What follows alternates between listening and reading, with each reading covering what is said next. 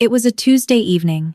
I'd just walked through my front door after the longest 4 months of my life. Ethan was sitting on the couch, telling me about some kid at school who'd gotten stuck in a locker, laughing so hard he could barely get the words out. And for just a second, everything felt normal again. Then my phone buzzed. A Facebook notification. Someone had tagged a mutual friend in a post. I tapped it without thinking. The moment the screen loaded, Ethan's voice faded into the background. My eyes locked onto 7 words. 7 words that Diane had typed out and posted publicly for anyone to see. The problem finally went back to his mom. Maybe now this house can breathe again. I read it once, then again, and again. The word problem. My son, my 8-year-old boy. A problem. Right there, in the middle of Ethan's story about the locker kid, I felt my hands start to shake. I took a screenshot. Then I grabbed my keys. 5 minutes later, I was driving straight back to the house I thought was still my family. Hi everyone, my name is Rachel. I'm 38 years old and I'm an ER nurse based out of Phoenix, Arizona. And the story I'm about to tell you started 4 months before everything fell apart.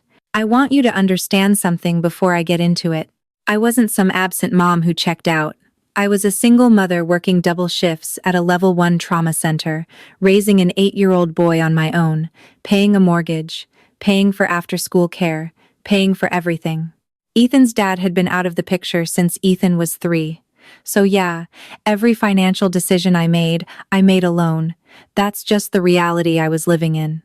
So when the hospital offered me a 4-month travel nursing contract in Nevada at nearly double my normal pay, I didn't say yes right away. I sat with it for almost 2 weeks. I ran the numbers over and over. If I took it, I could wipe out a chunk of debt, build up a real savings cushion, and actually get ahead for once instead of just surviving. But Ethan couldn't come with me. The school year was already in session. His routine was here. His life was here. So I started thinking about who could take him. I didn't have a lot of options. My mom passed away when I was in my late 20s. I don't have close friends with enough space or stability to take in a kid for 4 months. And then there was my dad, Michael Carter, retired firefighter, big man with a soft heart. He lived about 20 minutes away with his wife, Diane, who he'd married 6 years prior. I called him first. His voice on the other end of the line was warm and steady, the way it always was. Without missing a beat, he told me, "Of course. Bring him over. You know I'd do anything for that boy." Diane, when I spoke to her directly a day later, was a different story. She paused a little too long before answering. Then, with that flat, measured tone she always used, she said, "I mean, if Michael wants to, then fine, but I just hope Ethan understands this isn't a vacation. We have a routine here." I told myself that was just Diane being Diane. A little stiff, a little territorial, but not malicious. I told myself Ethan would be fine, because my dad would make sure of it. And Ethan, bless his heart, tried to be brave about it. The night before I left, he sat across from me at the kitchen table, picking at his food, and finally looked up and said quietly, "I'll be okay, Mom. You go make the money." I had to bite the inside of my cheek to keep from crying in front of him. I hugged him for a long time that night. And when I finally got in my car the next morning and pulled out of the driveway, I told myself I was making the best decision for my son. I didn't know I was handing him to someone who never wanted him there. 2 weeks into the contract, I noticed something small, and I ignored it. That was my first mistake. Here's how it started. Every evening after my shift, I'd call to check in on Ethan. That was the deal. I'd call around 7, we'd talk for a few minutes, I'd hear his voice, make sure he was good, and then I could sleep. Simple. Except it wasn't simple. Because almost every single time I called the house, Diane was the one who picked up. And almost every single time, she'd say something like, "Oh, Ethan's in the middle of something, let me get Michael." And then she'd hand the phone off before I could even respond. At first I didn't read into it. Maybe Ethan was eating. Maybe he was in the bath. Maybe she just wasn't a phone person. I gave her every reasonable explanation I could think of. But by the end of week 2, I started keeping mental notes. In 14 days, Diane had answered the phone 11 times. And all 11 times, she passed it off to my dad within the first 30 seconds. Not once did she say, "Hey, Ethan had a good day today." Not once did she ask me how the contract was going. Not once did she make any attempt at basic human conversation. She just picked up, said a few flat words, and disappeared. Then there were the calls with Ethan himself. He'd get on the phone and he'd talk, but something about his energy was different. Back home, that kid could talk for 20 minutes straight about nothing. About Minecraft. About whatever YouTube video he'd watched. About some random fact he learned at school. But on these calls, he was quieter. Shorter answers. More one-word responses. I'd ask him, "How's it going over there?" And he'd say, "Fine." I'd ask, "You getting along okay with Diane?" And he'd go quiet for just a half second too long before saying, "Yeah, it's okay." That half second. I noticed it every time. And every time, I pushed it down. I told myself he was just adjusting. New environment, different routine, missing home.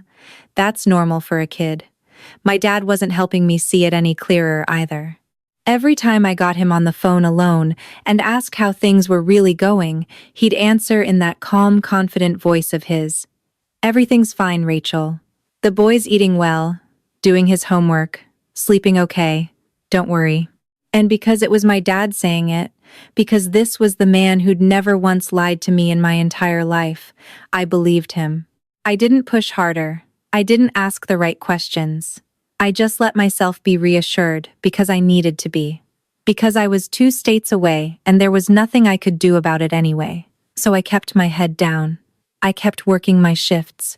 I kept sending money home. And I kept telling myself that the quiet in Ethan's voice was just homesickness and nothing more. But looking back now, sitting here 2 years later, and knowing everything I know, that silence wasn't peace. It was something being hidden. When I walked into that house again, something felt off. I couldn't name it right away. It wasn't loud or obvious. It was more like that feeling you get when you walk into a room and you know someone was just arguing in it. The air is still there, the furniture is still there, everything looks exactly the same, but something underneath it all is just wrong. I'd driven straight from the airport, 4 months away, and all I wanted was to see my kid. When Ethan heard the front door open, he came running down the hallway so fast he nearly slipped on the hardwood floor. He slammed into me full force, both arms wrapped around my waist, face buried in my jacket. I held him tight and closed my eyes. For about 10 seconds, the whole world disappeared.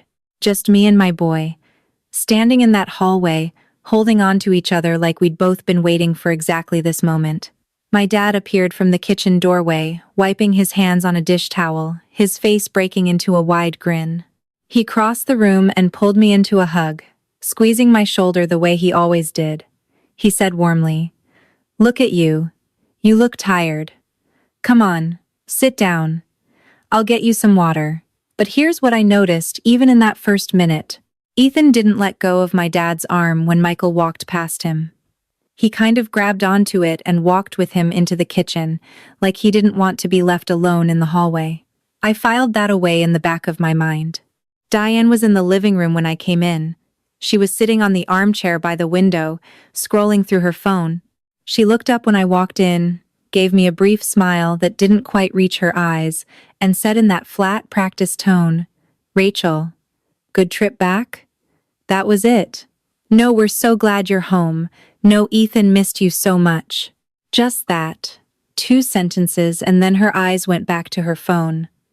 I said something polite back. I don't even remember what. Because at that point I was watching Ethan. And what I was seeing was making my stomach turn. He stayed close to my dad the entire time. Whenever Michael moved to a different part of the room, Ethan drifted with him like a shadow. At one point, my dad sat down on the couch and patted the cushion next to him, and Ethan practically climbed into his lap, which was something he hadn't done since he was maybe 5 or 6 years old. I waited until my dad stepped out to the backyard to check on something, and I pulled Ethan aside into the hallway. I knelt down to his eye level, kept my voice soft, and asked him, "How are things here? For real? You can tell me anything." He looked down at his sneakers for a second. Then he looked back up at me and said carefully, "It was okay. Grandpa was really nice." I noticed what he didn't say. He didn't say anything about Diane. Not a single word. So I pressed just a little. I asked him, "What about Diane? Was she nice to you too?" And there it was again. That half-second pause I'd been hearing on the phone for 4 months. He shrugged and said quietly, "She mostly stayed in her room." My chest tightened. I wanted to ask more. I wanted to sit him down right there and go through every single week he'd spent in that house. But before I could say another word, my dad came back inside, and Ethan immediately perked up and ran over to him. The conversation closed just like that. I told myself I'd ask more later, when we were home, when Ethan felt safer, when I had more time to do it right. But I never got the chance. Because 2 hours later, everything exploded. I didn't ring the doorbell. I knocked like I was breaking something. Let me back up and explain what happened in those 2 hours between Ethan's answer in the hallway and me standing on that front porch. After my dad came back inside, the 4 of us sat in the living room for a while making small talk, or at least 3 of us were making small talk. Diane sat in her chair, still on her phone, contributing maybe 1 word every 5 minutes. My dad was telling me about some repair he'd done on the fence out back, and Ethan was sitting right next to me, leaning against my arm, which felt good. That part felt right. But then Ethan fell asleep against my shoulder, and my dad went to the kitchen to start dinner, and for the first time since I'd walked through that door, it was just me and Diane in that room. The silence between us was thick. I tried once. I looked over at her and said evenly, "I really appreciate you having him here." I know it wasn't easy. She didn't look up from her phone right away. Then after a beat, she said flatly, "It was fine." Something about the way she said it made my jaw tighten. Not the words. The tone. Like she was doing me the biggest favor of her life and couldn't even be bothered to pretend she meant it. I let it go. I told myself to let it go, and then my phone buzzed. I assumed it was a work notification. Something about scheduling. I glanced at the screen. It was a Facebook tag from someone named Linda, a woman I vaguely knew from the neighborhood who also happened to follow Diane. I tapped it. The post loaded. And right there at the top of Diane's public profile, posted just 40 minutes earlier, were those words. The problem finally went back to his mom. Maybe now this house can breathe again. The room tilted. My ears started ringing. I sat completely still for about 5 seconds, just staring at the screen, making absolutely sure I was reading what I thought I was reading. Then I looked over at Diane sitting 3 feet away from me, still scrolling through her phone like nothing in the world was wrong. Like she hadn't just called my child a problem on the internet for anyone to see. I stood up slowly. I set my phone face down on the cushion. I walked to the kitchen doorway and told my dad in the calmest voice I could manage that I needed some air and that I'd be right back. Then I walked outside.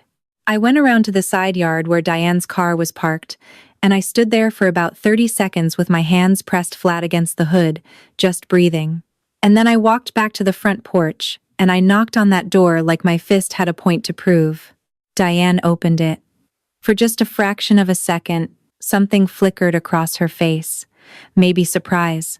Maybe the beginning of something that looked like guilt. Then it was gone, replaced by that blank, uncontrolled expression she always wore like armor. Before she could say a word, I held up my phone screen toward her face. My voice was steady, but every single word was deliberate. I said, "You want to explain this to me?" She glanced at the screen. Then she looked back at me, and without even flinching, she said, "I was venting. It wasn't about Ethan." Right then, something behind my eyes went white hot. I said, "It wasn't about Ethan. You literally said, the problem went back to his mom. Who else would that be?" She crossed her arms and shifted her weight back, her chin lifting just slightly. She said, "You're being dramatic. It was a private moment. You weren't supposed to see it." I actually laughed. Not because anything was funny, because I could not believe what I was hearing. I told her, "It was a public post, Diane. Anyone could see it. And my son is 8 years old. He's not a problem. He's a child." And that's when her voice dropped into that cold, clipped register she used when she was done, pretending to be reasonable. She said, "Look, I did what I agreed to do. He was here, he was fed, he was looked after. I never signed up to be a babysitter for 4 months. That was Michael's decision, not mine." I felt my hands curl at my sides. I started to respond, but then I heard the front door open behind her, and my dad stepped out onto the porch. That's when everything changed direction. When my dad read the post, I saw something in his face I had never seen before. He'd stepped out onto the porch mid-argument, probably drawn by the sound of our voices carrying through the front window. He looked at me first, then at Diane, reading the tension between us the way only a man who'd spent 30 years running into burning buildings could read a dangerous situation. He asked quietly, "What's going on out here?" I didn't answer. I just handed him my phone. He took it. He put on his reading glasses. He read it once. Then I watched something shift behind his eyes. Not anger, not yet. Something quieter and heavier than anger. Something that looked a lot like a man realizing he'd missed something he should have caught a long time ago. Diane saw his face change and immediately stepped forward. She said quickly, "Michael, it was just me venting online." She's blowing it completely out of proportion. My dad didn't respond to her right away. He just kept looking at the screen. Then he handed the phone back to me, took his glasses off slowly, and folded them into his shirt pocket. And in a voice I hadn't heard him use since I was a teenager who'd done something seriously wrong, he said, "Diane, inside, now." The three of us moved into the living room. Ethan was still asleep on the couch. My dad looked at him for a moment, then jerked his head toward the hallway, signaling that whatever was about to happen needed to happen away from that couch. We moved into the kitchen, and that's when Diane pulled out her phone and called Kyle. Kyle is my half-brother, Diane's son from her first marriage. He was 32, lived about 15 minutes away, and had a long and well-established pattern of showing up whenever Diane needed backup. He arrived in under 10 minutes, which told me she'd probably texted him before she even made the call. He walked through the back door without knocking, because he never knocked, looked around the kitchen at all three of us, and immediately landed on a position beside his mother. He looked at me with that familiar expression he always wore around me, that slightly bored, slightly condescending look, and said, "What's the problem now, Rachel?" I held up my phone. He glanced at it. Then he actually shrugged and said, "It's a Facebook post." "You drove back here over a Facebook post?" Before I could respond, my dad cut in. His voice was controlled, but there was an edge underneath it that made Kyle go quiet faster than anything I could have said. My dad looked at Diane and said directly, "How long has this been going on? This attitude toward Ethan?" Diane shifted. She recrossed her arms. She said, "I don't have an attitude toward him. I just wasn't prepared for 4 months of full-time childcare on top of everything else I already manage in this house." My dad said, "I was here too. We managed it together." Diane's eyes flicked sideways for just a second before she answered. She said, "You were here, Michael, but he followed you everywhere. He didn't listen to me. He ignored the house rules. He made everything harder than it needed to be." Right there, my throat tightened, because I'd seen how Ethan behaved with my dad just 2 hours earlier. That kid was practically glued to him, and now I understood why. I said, "He ignored you because you made it clear you didn't want him here. Kids feel that. They're not stupid." Kyle jumped in then. He pointed at me and said, "See, this is the issue. You left your kid here for 4 months, and now you want to come back and point fingers at everyone else. Maybe look at your own choices first." I turned to look at him. I said, "Your mother called my son a problem on a public post. That's not a misunderstanding. That's who she actually is." Kyle opened his mouth, but Diane spoke first. And what she said next was the thing that cracked the whole situation wide open. She said, "I'm sorry, but Ethan is difficult. He's clingy, he's emotional, he talks too much, and he was constantly underfoot. Kyle's kids come over and they know how to behave. There's a difference. The kitchen went completely silent after that. I mean the kind of silent where you can hear the refrigerator hum. I looked at my dad. He was staring at Diane with an expression I genuinely could not read. And then Kyle, apparently deciding that silence meant the floor was his, leaned against the counter and said, "Look, no one's saying Ethan's a bad kid. But some kids are just harder to deal with. That's just facts." I felt a wave of something move through my entire body, not just anger, something colder. Because standing there in that kitchen, listening to the two of them talk about my son, like he was a faulty appliance they'd been stuck with, I finally understood what those 4 months had actually looked like for Ethan. He hadn't just been in a house where he wasn't fully welcome. He'd been in a house where the people in charge had decided, quietly and without ever saying it directly to anyone's face, that he was less than, less deserving, less worth the effort. An inconvenience in a home that had favorites. And the favorite was never going to be him. I looked at my dad one more time. He still hadn't said anything, and then he said something no one expected. Not even me.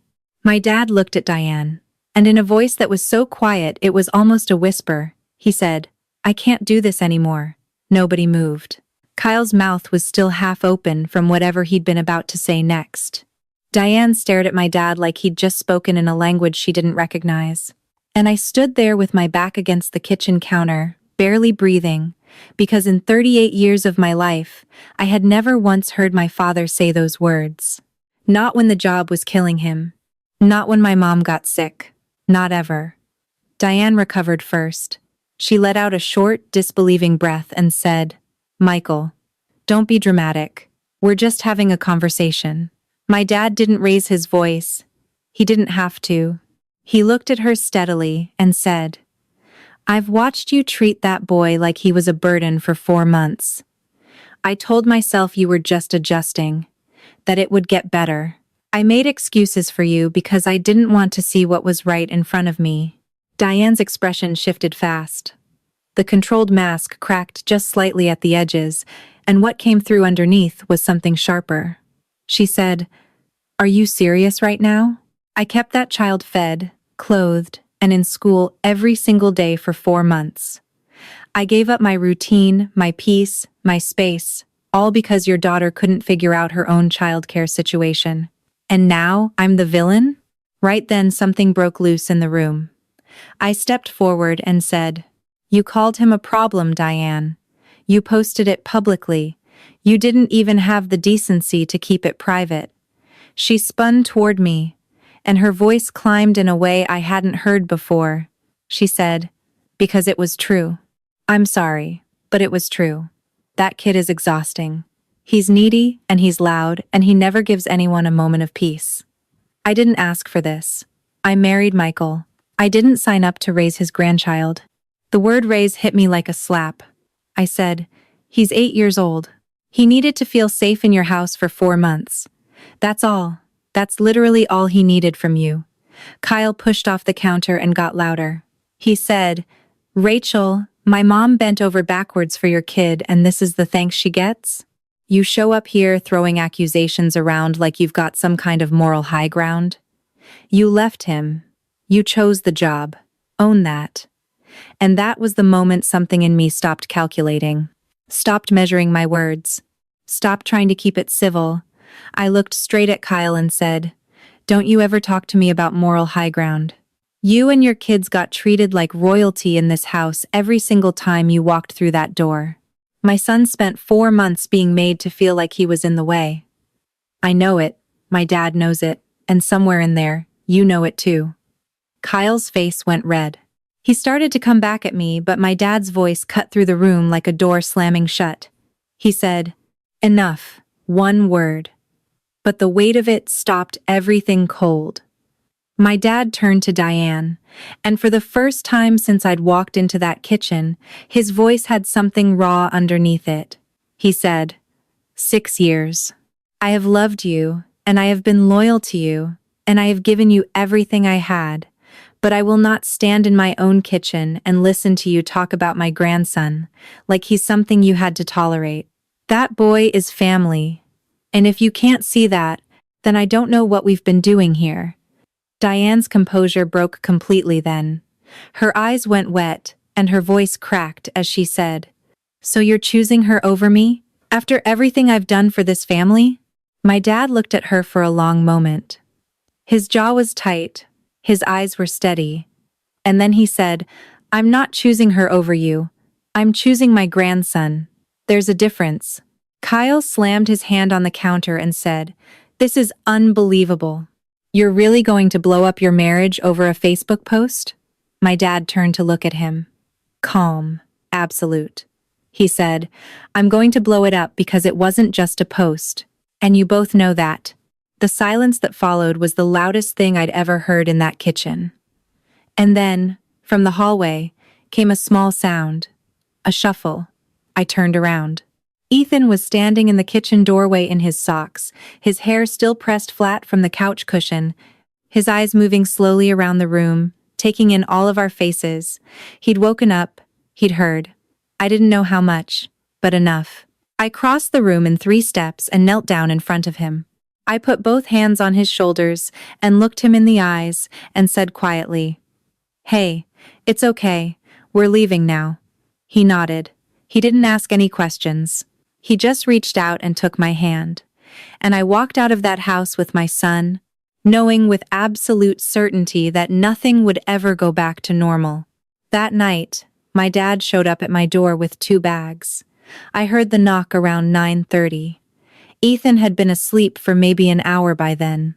I'd spent that hour sitting on the edge of his bed watching him breathe, which I know sounds like something only a mother who's been gone 4 months and just had the worst day of her life would do.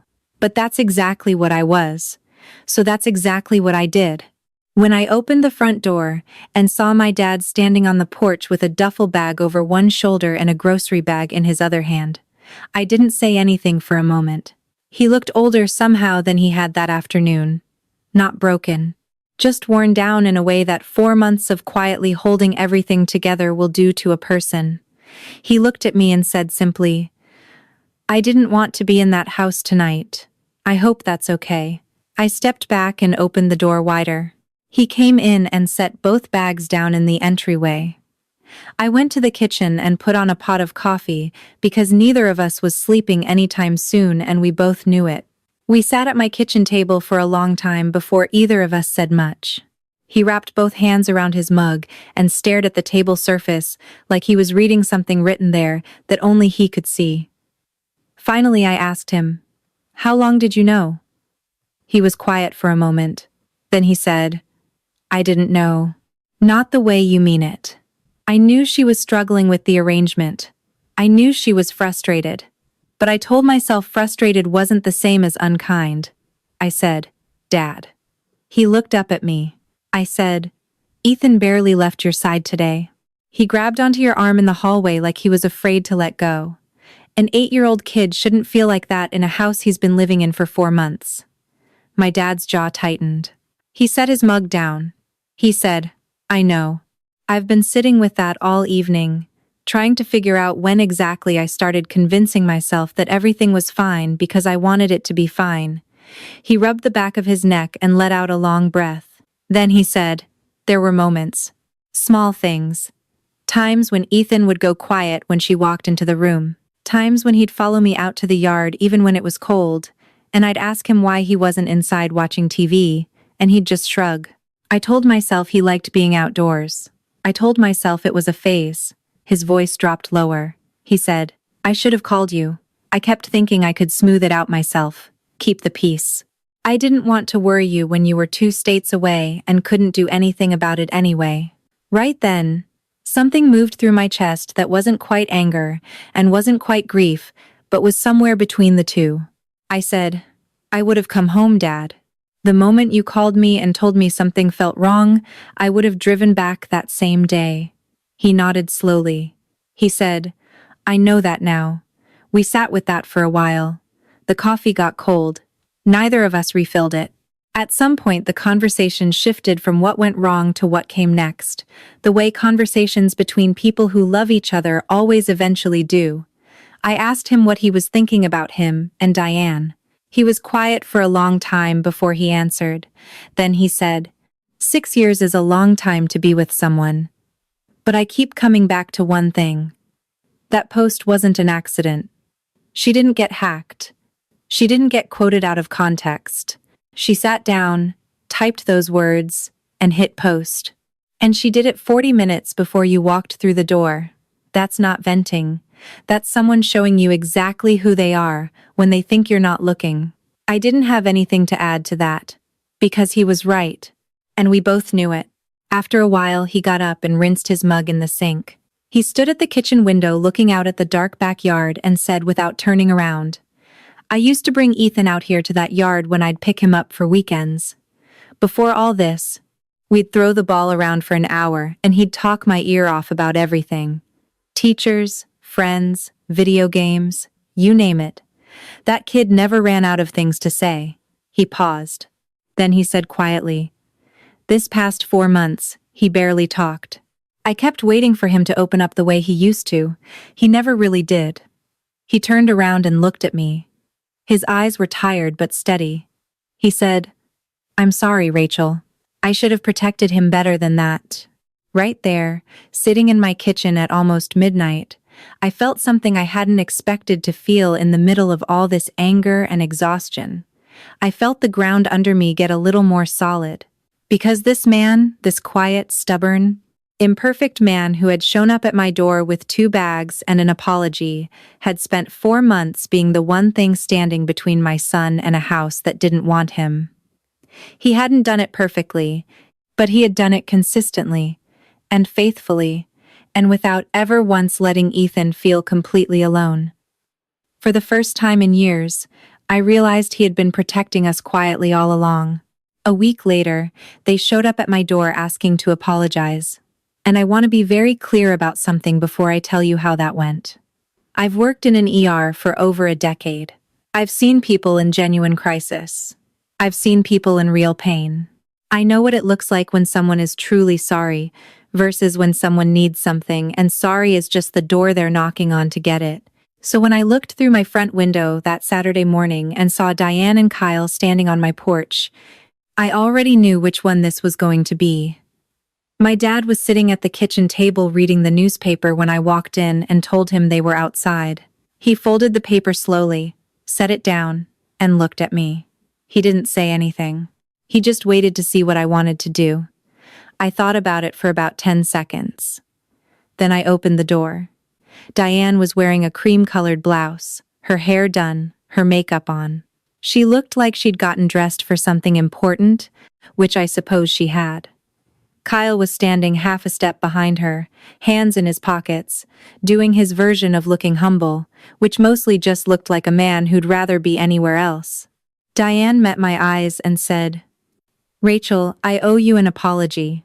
What I posted was wrong and I'm sorry you saw it. Right there. You hear that? Sorry you saw it. Not sorry I posted it. Not sorry I meant it.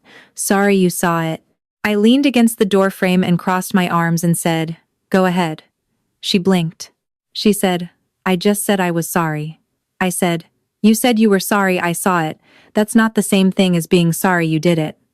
Her composure flickered for just a second. Kyle cleared his throat and stepped in.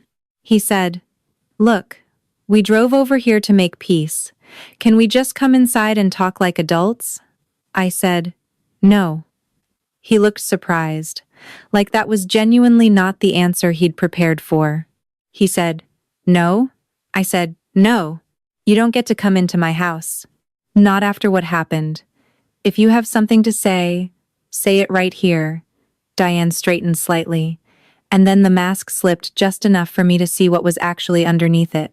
She said, Rachel, I understand you're upset, but I think we all need to calm down and think about the bigger picture here. Michael is making decisions right now out of emotion. He's not thinking clearly. And I think if you and I could just sit down and talk reasonably, we could help him see that. There it was. I felt something go very still inside me, I said, "So this isn't about apologizing to me. This is about getting my dad back." She said, "I'm trying to save a marriage." "Is that so wrong?" Kyle jumped in again. He said, "Mom gave up a lot for your kid for 4 months. The least you could do is hear her out." I looked at him. I said, "Your mom posted publicly that my son was a problem. Your mom stood in that kitchen and called my 8-year-old exhausting, needy, and loud. And now you're on my porch telling me the least I could do is hear her out." He opened his mouth. I kept going. I said, "Here's what I need you both to understand. My dad is a grown man. He made his own decision. That's between him and Diane. But my son is not a bargaining chip, and this conversation is over." Diane's voice went sharp then. The "please be reasonable" tone dropped completely. She said, "You think you can just cut people out of your life whenever things get hard? You left your child with us for 4 months. You don't get to act like the victim here." I said, "I'm not acting like anything. I'm protecting my kid. That's my job." She said, "Michael will regret this. You know that, right? You're going to cost him everything over a post." Right then I heard footsteps behind me. My dad appeared in the hallway. He'd gotten up from the kitchen table and walked to the door without me hearing him. He stood just behind my shoulder, and when Diane saw him, something moved across her face. Relief, maybe, or the beginning of it. It didn't last long. He looked at her calmly and said, "I heard enough. I think you two should go." Diane said, "Michael, please. Can we just talk? Privately?" He said, "There's nothing private left to talk about. You showed me who you were in that kitchen. And before that, you showed Ethan every single day for 4 months. I'm not confused about what happened." Kyle stepped forward. His voice got harder. He said, "So that's it? You're just done? After 6 years?" My dad said, "I'm done with this conversation. Please get off my daughter's porch." Kyle stared at him for a long moment. Then he said something I'm not going to repeat here because Ethan was 10 feet away in the living room and some things don't need to be part of a child's memory. What I will tell you is that it was ugly, and it was deliberate, and it was designed to wound. My dad didn't react. He reached past me and closed the door. Just like that. We stood in the entryway for a moment, the three of us listening to the sound of footsteps going down the porch steps, and then the sound of a car engine starting, and then nothing. Ethan appeared in the hallway. He looked up at me and then at my dad and then back at me. He asked, "Was that Diane?" I said, "Yeah, buddy." He thought about it for a second. Then he said in that matter-of-fact way that only kids can pull off, "Is she going to come back?" I looked at my dad. He looked at me, then I looked back at Ethan and said, "No, she's not coming back." He nodded like that was a perfectly reasonable answer. Then he turned around and went back to whatever he'd been doing in the living room. My dad and I stood there in the entryway for another moment. Then he let out a long, slow breath and said, "You okay?" I said, "Yeah. You?" He said, "Yeah," and we left it at that. Because sometimes after something is finally over, there aren't words big enough to fill the space it leaves behind. You just stand in the quiet and let yourself feel the weight of it lifting. That was the last time I ever saw them at my door. 2 years have passed since that day, and my life looks nothing like it used to. I want to start with Ethan, because he's the reason any of this matters. In the months after we came home, I noticed things. Small things at first. He'd get quiet sometimes when we drove past my dad's old street. He'd flinch a little when adults raised their voices, even on TV. He stopped volunteering to talk about his feelings the way he used to before those 4 months. I got him into therapy. A really good child therapist named Dr. Simmons, who had this gift for making kids feel like whatever they were carrying wasn't too heavy to set down. It took a few months. But slowly, steadily, my kid came back. The talking came back. The laughing came back. Last spring, he made the travel soccer team and spent an entire car ride home, explaining to me and my dad in exhaustive detail why his team's formation was superior to every other team in the league. My dad sat in the passenger seat nodding along like he understood any of it. He didn't. but he listened to every single word. Which brings me to my dad. Michael Carter has been living with us for 2 years now. We converted the bonus room off the garage into a proper bedroom for him. He complained about the paint color I chose for exactly 3 days, and then secretly admitted he liked it. He and Ethan have a standing Saturday morning routine that I am not allowed to interrupt under any circumstances, which involves pancakes, some kind of card game I've never fully understood, and apparently, a lot of very serious strategic discussion that they both refuse to brief me on. Watching the two of them together on those Saturday mornings is one of the best things in my life right now. As for Diane and Kyle, they're gone. Diane filed for divorce about 3 months after that day on the porch. My dad signed the papers without a fight. There were some complications around shared assets and the house, and my dad had to get a lawyer involved, which cost him money and months of stress. But he handled it the way he handles everything, quietly, steadily, without complaint. Kyle sent me a text about 8 months ago. It was 2 sentences long. I read it once and deleted it. I haven't heard from either of them since. Now I won't pretend that the fallout was clean or easy. There are people in my extended family who think I overreacted, who think a Facebook post wasn't worth blowing up a 6-year marriage over, who think I should have sat down with Diane and worked it out like adults. And for a while, those opinions got to me. I'd lie awake some nights replaying the whole thing, second-guessing myself, wondering if I'd been too quick, too hard, too unforgiving. But then I'd go check on Ethan and watch him sleeping with his soccer cleats still on because he'd been too tired to take them off. And I'd remember what it felt like to hold my phone in that living room and read those words. The problem finally went back to his mom. And every single doubt would disappear. Because here's what I've learned in 2 years of living with the consequences of that day. Protecting your child is not dramatic. It's not an overreaction. It's not something you owe anyone an apology for. There will always be people who tell you that keeping the peace matters more than keeping your kid safe. There will always be someone who calls you difficult or ungrateful or too sensitive. And you have to decide whose voice is louder in your head. The people telling you to be reasonable, or the kid down the hall sleeping in soccer cleats who finally feels safe again. I chose the kid. I'd choose him every single time. So I want to leave you with a question. And I want you to really sit with it before you answer. If someone in your own family, someone you trusted, someone you left your child with, called that child a problem, not to your face, publicly, for anyone to see, what would you do? Would you walk away from your own family to protect your child? Tell me what you would have done. Because I think about it more than you'd expect. And I think the answer says everything about who we actually are when it counts.